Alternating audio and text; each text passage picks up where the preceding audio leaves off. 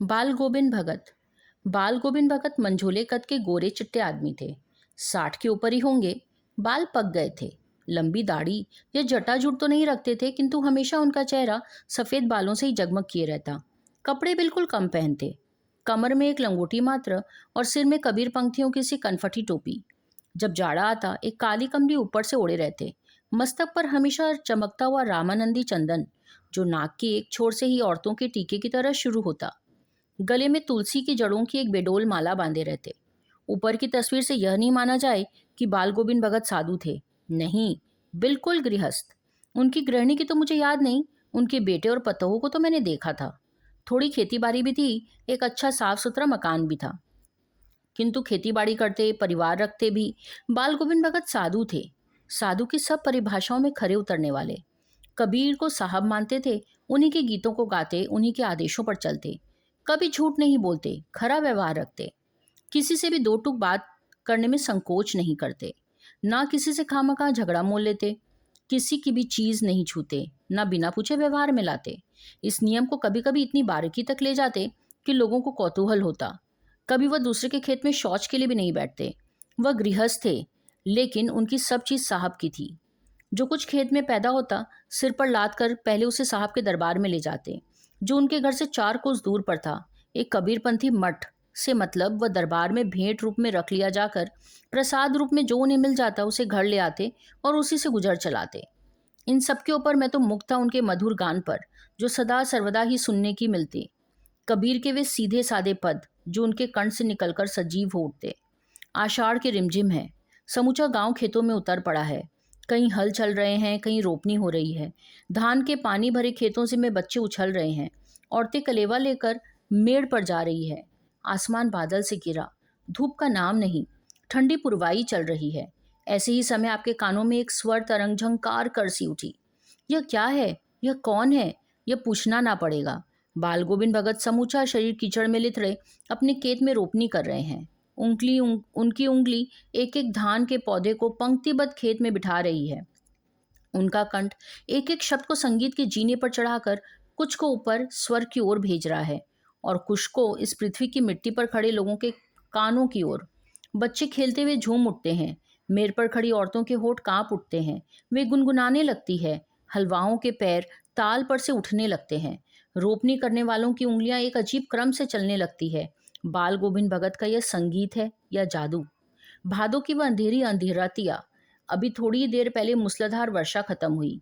बादलों की गरज, बिजली की तड़प में आपने कुछ नहीं सुना हो, किंतु अब झिल्ली की झंकार या दादरों की टरटर बाल गोविंद भगत के संगीत को अपने कोलाहल में डुबो नहीं सकती। उनकी खंजड़ी डिमक डिमक बज रही है और वे गा रहे हैं।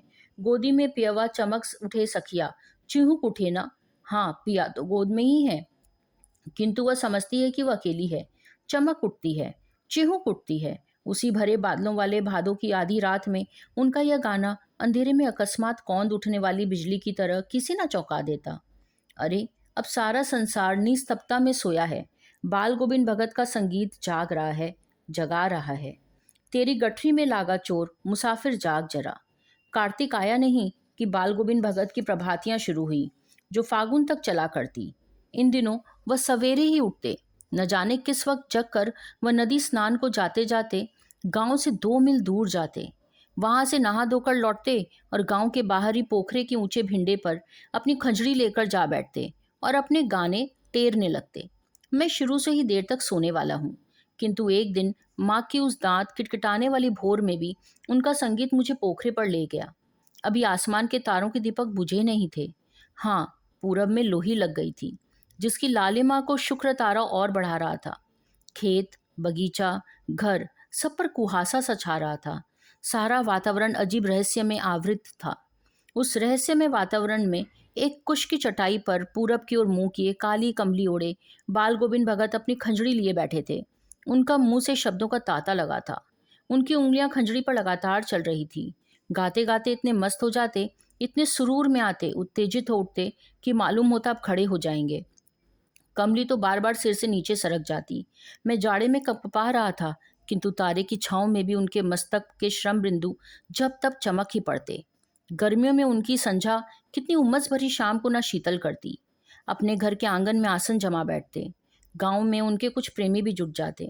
खंजड़ियों और करतालों की भरमार हो जाती। एक पद पर गाल गोविंद भगत कह जाते, उनकी प्रेमी मंडली उसे दोहराती तिरहाती। धीरे धीरे स्वर ऊंचा होने लगता, एक निश्चित ताल, एक निश्चित गति से। उस ताल स्वर के चढ़ाव के साथ श्रोताओं के मन भी ऊपर उठने लगते। धीरे धीरे मन तन पर हावी हो जाता। होते होते एक क्षण ऐसा आता कि बीच में खंजरी लिए बाल गोविंद भगत नाच रहे हैं। उनके साथ ही उनके तन और मन सबके सब नृत्यशील हो उठते। सारा आंगन नृत्य और संगीत से ओतप्रोत है। बाल गोविंद भगत की संगीत साधना का चरम उत्कर्ष उस दिन देखा गया जिस दिन उनका बेटा मरा। इकलौता बेटा था वह, कुछ सुस्त और कुछ बोदा सा, किंतु इसी कारण बाल गोविंद भगत उसे और भी मानते। उनकी समझ में ऐसे आदमियों पर ही ज़्यादा नज़र रखनी चाहिए या प्यार करना चाहिए, क्योंकि ये निगरानी और मोहब्बत के ज़्यादा हकदार होते हैं। बड़ी साथ से उसकी शादी कराई थी। पतोहू बड़ी ही सुभग और सुशील मिली थी। घर की पूरी प्रबंधिका बनकर भगत को बहुत कुछ दुनियादारी से निवृत्त कर दिया था उसने। उनका बेटा बीमार है, इसकी खबर रखने की लोगों को कहाँ फुर्सत, किंतु मौत तो अपनी ओर सबका ध्यान खींच कर ही रहती है। हमने सुना बाल गोविंद भगत का बेटा मर गया। कौतूहलवश उनके घर गया, देखकर दंग रह गया। बेटे को आंगन में एक चटाई पर लिटाकर एक सफ़ेद कपड़े से ढांक रखा है। वह कुछ फूल तो हमेशा ही रोपे रहते, उन फूलों में से कुछ तोड़कर उस पर बिखरा दिए हैं। फूल और तुलसी दल भी। सिरहाने एक चिराग जला है और उसके सामने जमीन पर ही आसन जमाए गीत गाए चले जा रहे हैं। वही पुराना स्वर, वही पुरानी तल्लीनता। घर में पतोहू रो रही है, जिसे गांव की स्त्रियां चुप कराने की कोशिश कर रही है, किंतु बाल गोविंद भगत गाए जा रहे हैं। हाँ, गाते गाते कभी कभी वो पतोहू के नज़दीक भी जाते और उसे रोने के बदले उत्सव मनाने को कहते। आत्मा परमात्मा के पास चली गई, विरहनी और प्रेमी से जा मिली। भला इससे बढ़कर आनंद की कौन बात। मैं कभी कभी सोचता, ये पागल तो नहीं हो गए, किंतु नहीं। वह तो जो कुछ कह रहे थे उसमें उनका विश्वास बोल रहा था, वह चरम विश्वास जो हमेशा ही मृत्यु पर विजयी होता आया है। बेटे के क्रियाक्रम में तूल नहीं किया, पतोहू से ही आग दिलाई उसकी, किंतु जो ही श्राद्ध की अवधि पूरी हो गई, पतोहू के भाई को बुलाकर उसके साथ कर दिया, यह आदेश देते हुए कि इसकी दूसरी शादी कर देना। उधर पतोहू रो रो कर कहती, मैं चली जाऊंगी तो बुढ़ापे में कौन आपके लिए भोजन बनाएगा, बीमार पड़े तो कौन एक चुल्लू पानी भी देगा। मैं पैर पड़ती हूँ, मुझे अपने चरणों से अलग ना कीजिए। लेकिन भगत का निर्णय अटल था, तू जा, नहीं तो मैं इस घर को छोड़कर चल दूंगा। यह थी उनकी आखिरी दलील, और इस दलील के आगे बेचारी की क्या चलती। बाल गोविंद भगत की मौत उन्हीं के अनुरूप हुई। वह हर वर्ष गंगा स्नान करने जाते। स्नान पर उतनी आस्था नहीं रखते जितना संत समागम और लोक दर्शन पर। पैदल ही जाते। करीब 30 कोस पर गंगा थी। साधु को संबल लेने का क्या हक, और गृहस्थ किसी के भिक्षा क्यों मांगे।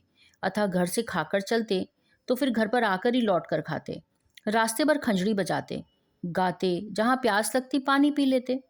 4-5 दिन आने जाने में लगते, किंतु इस लंबे उपवास में भी वही मस्ती। अब बुढ़ापा आ गया था, किंतु टेक वही जवानी वाली। इस बार लौटे तो तबीयत कुछ सुस्त थी।